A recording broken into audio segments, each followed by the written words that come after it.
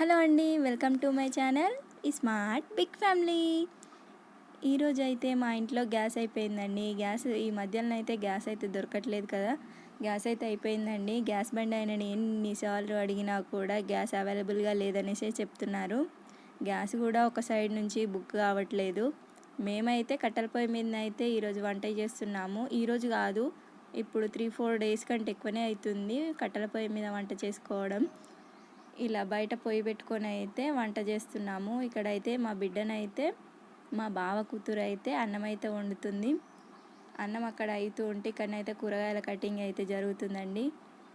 ఈ గ్యాస్ పొయ్యి మీద వండడం మనకు అలవాటైన దగ్గర నుంచి కట్టెల పొయ్యి ముట్టించి దాంట్లో వండడానికి ఎంత ఇబ్బంది అనిపిస్తుందో లేండి. ఇప్పుడైతే ఒకప్పుడైతే మన పెద్దవాళ్ళు అయితే అసలు ఎట్లా వండుకున్నారో వాళ్ళు.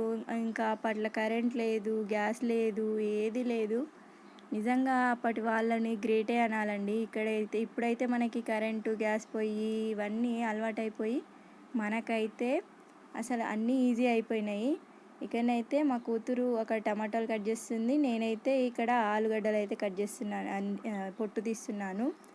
అయితే ఇక్కడనైతే ఈ కటింగ్ అయితే ప్రాసెస్ ఇక్కడ పక్కన జరుగుతుంది. ఇంకో దగ్గరనైతే ఇప్పటివరకు అన్నం అయిపోయింది. అన్నం అయితే వంచేసి పక్కన పెట్టేసి దింపేసినాము. తర్వాతనైతే ఇప్పుడు మా కూతురు నేనే కర్రీ చేస్తాననేసి చేస్తుంది. కట్టెల పొయ్యి వంట పెట్టడం అయితే ఎంత కష్టమవుతుందనంటే ఒక్కొక్కసారి గాలి వస్తేనైతే మొత్తం అంతా ఎగిరొచ్చి మీద పడుతుందండి. ఎంత కష్టపడ్డారో అప్పట్లో పెద్దోళ్ళు అనేసి ఇప్పుడు తెలుస్తుంది. అంటే మేము కట్టెల పొయ్యి మీద వండినాం కానీ ఇంట్లో వేరే పొయ్యి ఉండే. ఇప్పుడైతే అది కొంచెం ఖరాబ్ అయిందనేసి బయటనైతే వండుతున్నాము. ఇక్కడ ఈ కట్టెలు ముట్టియడానికి కూడా పేపర్లు, కవర్లతో అంటబెడుతున్నాము. అప్పుడైతే కిరోసిన్ ఉంటుండే, ఆ కిరోసిన్ కొంచెం వేసి అంటిస్తే మాత్రం అంటుకుంటుండే. కానీ ఇప్పుడైతే అసలుకి ఇది ఎంత చేసినా కూడా అసలు అంటుకుంటలేదు. ఒక పక్క అంటుకుంటుంటే ఒక పక్క చల్లారిపోతుంది. అట్లయితుంది అన్నట్టు.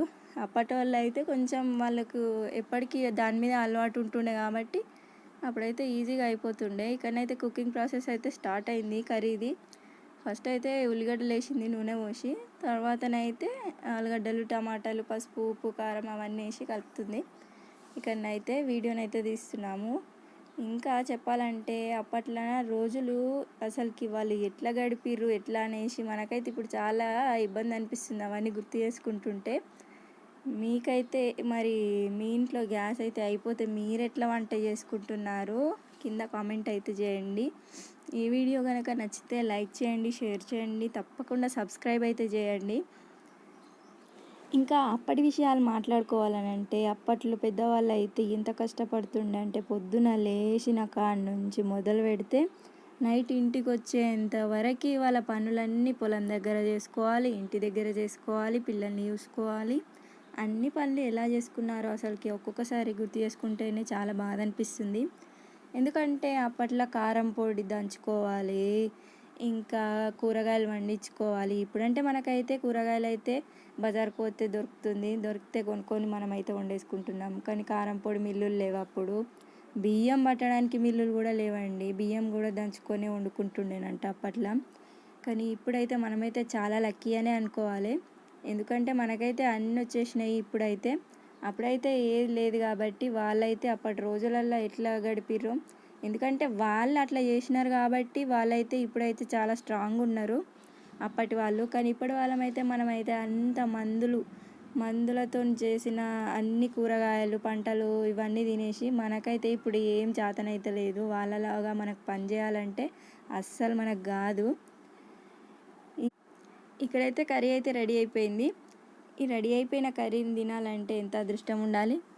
ఎందుకంటే గ్యాస్ అయిపోయింది కదా, అందుకే కట్టెల పొయ్యి మీద వండుకున్న కూడుని తినాలంటే కూడా మనకి లక్ ఉండాలి.